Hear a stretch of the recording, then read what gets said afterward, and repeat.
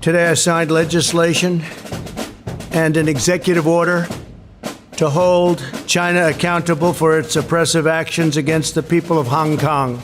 On July 14th, President Donald J. Trump signed into law H.R. 7440, the Hong Kong Autonomy Act, and the President's Executive Order on Hong Kong Normalization.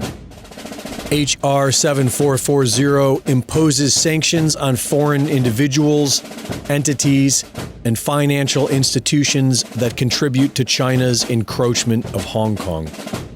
This bill gives the U.S. power to protect Hong Kong's autonomy.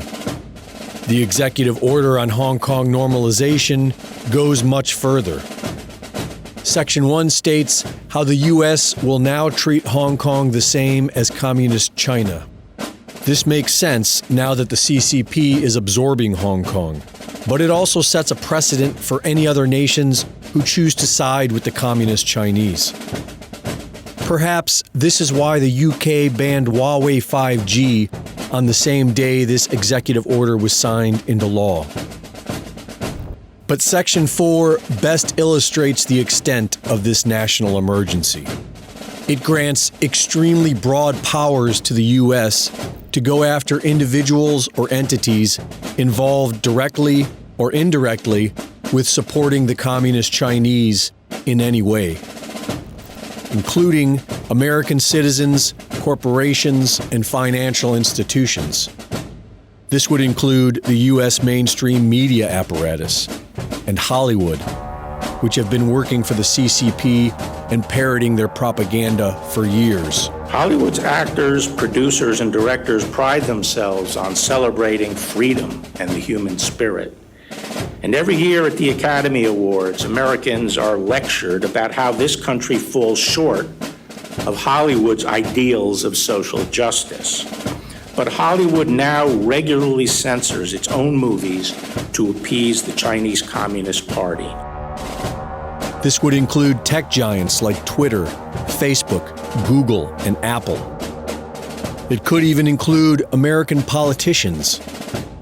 The Communist Chinese have bought hundreds of thousands of acres of American farmland, and the language of this national emergency suggests that this could all be taken back by the U.S. government.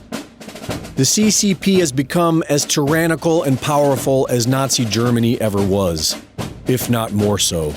They have been seizing land from Africa, India, Australia, and the South China Sea. The Trump administration piled pressure on China Monday, rejecting nearly all of Beijing's territorial claims in the South China Sea. They have been rounding up Muslim Chinese, sending them via trains to concentration camps, shaving their heads and selling their hair to the U.S., and harvesting their organs for rich Saudi customers who require halal organs for their surgical transplants. The U.S. media, who love to paint President Trump as a new Hitler, ignore these authoritarian crimes against humanity. This may be why they are ignoring the president's executive order on Hong Kong normalization. The document reads like a declaration of war, and the American media have been working with the enemy. For Infowars.com, this is Greg Reese.